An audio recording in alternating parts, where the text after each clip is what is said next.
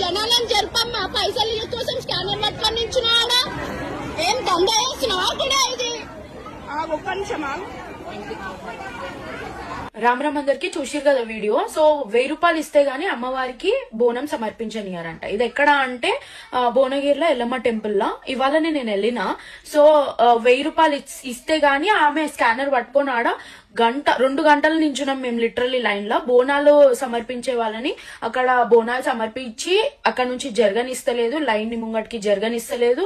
1000 రూపాయలు ఇచ్చే వారికి ముంగటికి కదలనిస్తలేదు లైన్ ని. ఆమె అట్లా స్కానర్ పట్టుకొని నించొని ఎంత చెప్పినా కానీ అక్కడ అసలు మెయింటెనెన్స్ లేదు, ఏం లేదు. ఖాళీ పైసా పైసా పైసా పైసా పైసాకి ఎగబడ్డారు ఆ గుడిలా. అంటే అది గుడియా లేకపోతే అక్కడ ఉన్న మనుషులు ఆడ దంద చేస్తారో నాకు అర్థమైతలేదు. అరే మన గుడిలా ఇజ్జత్లు మనమే తీసుకుంటున్నాం బై, మన హిందువుల ఇజ్జత్లు మనమే తీసుకుంటున్నాం. ఏంది ఇది? గుడియా లేకపోతే వ్యాపారం చేస్తురా ఆడ? నాకు అర్థమైతలేదు.